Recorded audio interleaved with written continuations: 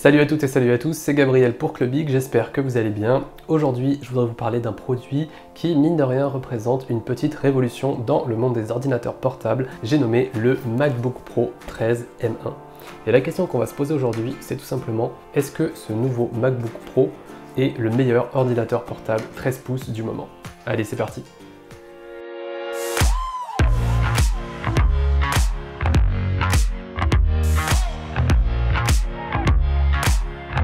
Avant même d'évoquer tous les changements qu'il y a eu sur ce nouveau MacBook Pro, on va parler des choses qui n'ont pas changé, à commencer par le design qui est strictement identique, avec une coque en aluminium unibody qui est d'excellente qualité. En revanche, on retrouve également les bordures noires autour de l'écran qui, il faut l'avouer, sont assez imposantes, surtout si on les compare à des concurrents directs comme le Dell XPS 13.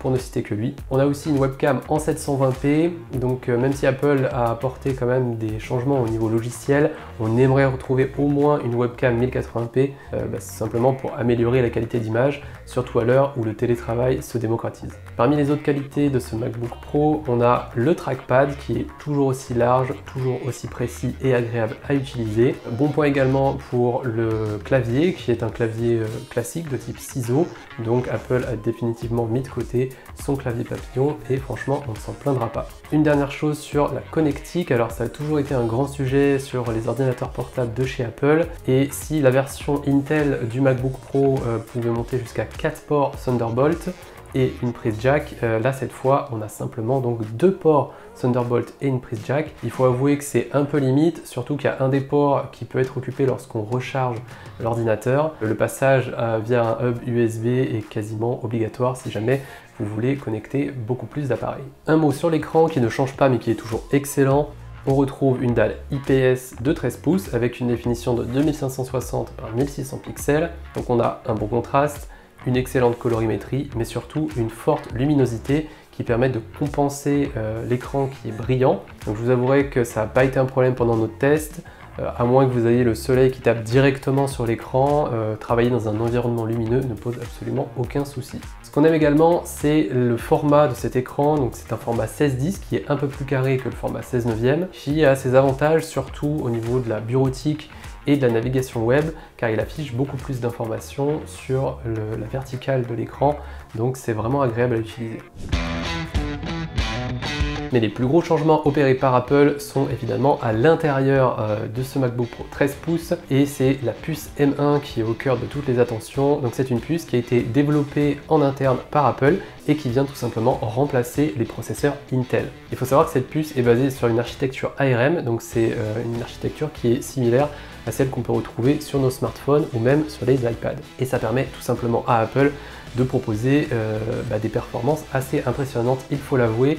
Dans les benchmarks, on retrouve que cette puce M1 est tout simplement plus performante que des processeurs i7 de chez Intel, donc des processeurs évidemment basse consommation, y compris ceux de la 11e génération. Dans les usages, nous on a testé la version avec 8 Go de RAM et on n'a eu absolument aucune restriction, que ce soit de la bureautique, de la navigation web, de la retouche photo. On a également fait un petit peu de montage vidéo léger et franchement ça s'est très bien passé. Donc évidemment, si vous êtes un professionnel de la vidéo et que vous faites du montage très lourd, c'est-à-dire en 4K, 8K, avec plusieurs flux en même temps, ce processeur M1 commencera évidemment à montrer ses limites, mais on va dire que pour la plupart des personnes qui font un petit peu de retouche vidéo, ça sera largement suffisant.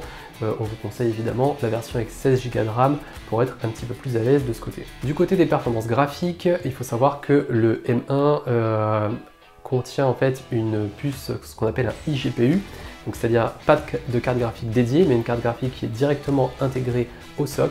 Et ce qui se passe, c'est que les performances sont tout simplement meilleures, encore une fois, que ce que proposait Intel. On a par exemple testé Shadow of the Tomb Raider qui tourne en 1080p à environ 30 images par seconde avec des réglages moyens. Donc là encore, on n'est pas sur un ordinateur gaming, clairement, et si jamais vous voulez faire par exemple tourner Cyberpunk en ray tracing, ce ne sera pas possible, mais vous pouvez toujours vous tourner vers des solutions de cloud gaming comme GeForce Now.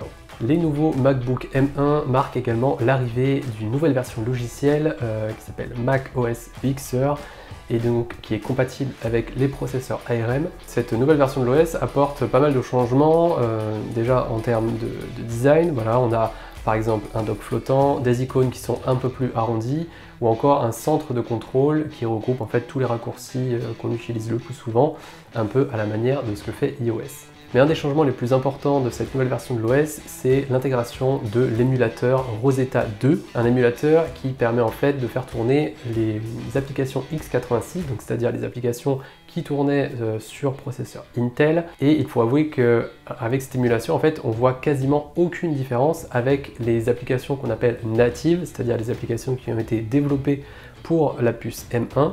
Voilà, on a fait tourner les deux et sincèrement ça tourne extrêmement bien, on n'a eu aucun ralentissement, aucun accrochage, les applications démarrent vite, donc là-dessus Apple a vraiment fait un super travail pour que cette transition matérielle soit accompagnée d'une excellente transition logicielle également.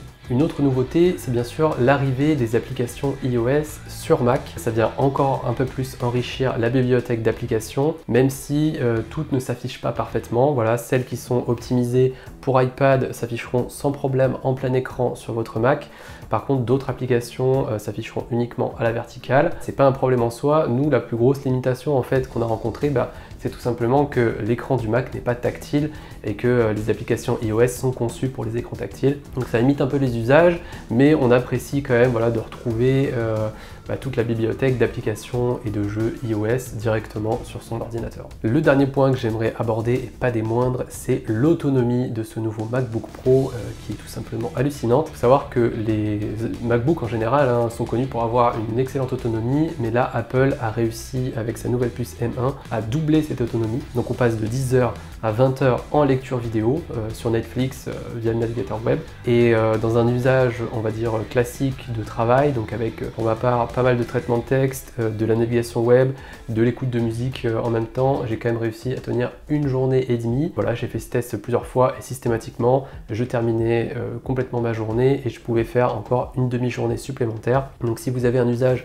peut-être plus intensif, vous pouvez sans problème compter sur une grosse journée. Si vous faites un peu plus attention, les 2 jours sont sûrement atteignables. Pour conclure, on va répondre à la question qu'on s'est posée au début de cette vidéo, à savoir est-ce que le MacBook Pro 13 M1 est le meilleur ordinateur portable de 13 pouces du moment? Eh bien je dirais que oui. Voilà, il faut avouer que Apple a réussi son pari avec sa puce M1 en apportant des performances et une autonomie vraiment inédite dans un gabarit hyper compact, et à un prix conseillé de 1449 €, on peut même parler de très bon rapport qualité-prix, et franchement, on pensait pas dire ça d'un ordinateur portable de chez Apple.